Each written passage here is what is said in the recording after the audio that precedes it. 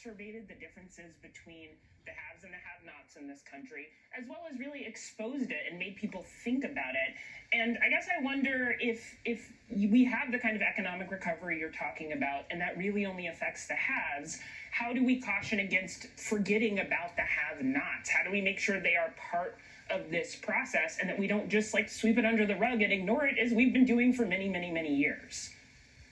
Yeah, well, I would say two things about that. One is that we do need another relief package, and Congress ought to pass it, in part because even when the economy is doing fine on a macro level, that can obscure the fact that, household savings can be up because some households have been really saving a lot and others have been depleting their savings. So we need, the fact that we're going to have this rapid economic recovery in March, that isn't enough necessarily for a household that is struggling to pay its bills today. So you do need that relief, even if you don't need it for precisely the same set of reasons that you needed in 2009, that the overall economic recovery was going to be sluggish without it.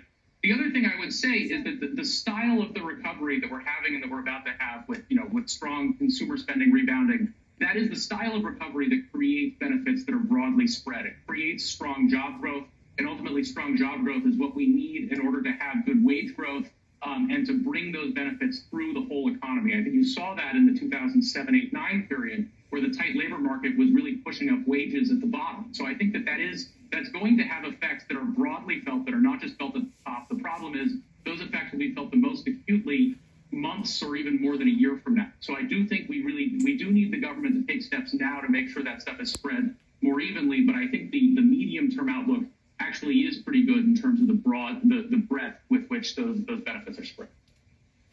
Except for the reality that a lot of companies, Josh, have confronted and realized during this pandemic. I mean, I'm looking at breaking news from the AP, where U.S. jobless claims have jumped up 853,000 as layoffs remain elevated amid the resurgence and the continued pandemic. And a lot of companies are going to figure out how to do what they do with less people. I hate to be the wet blanket. I'm just trying to get a realistic outlook for people who are really suffering. Well, I mean, this week's jobless claims number, the jobs number that we saw in November, those reflect the resurgence of the virus.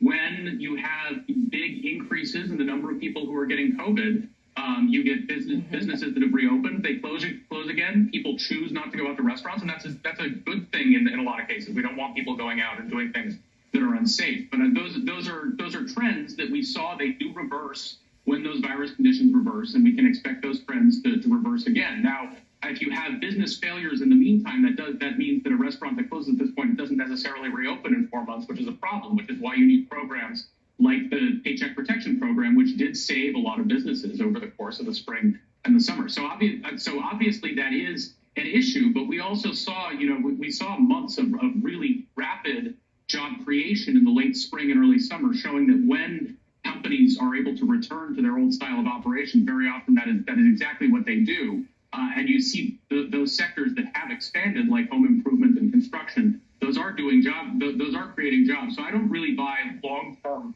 structural changes to the economy because of what we've seen in the last few months. But I think you're absolutely right that the worse we get the fighting against the virus, the slower the job recovery will be, which is a reason to do better about the vaccine distribution over the next few months and fighting the virus in the meantime. Josh Barrow, thank you very much for coming on the show.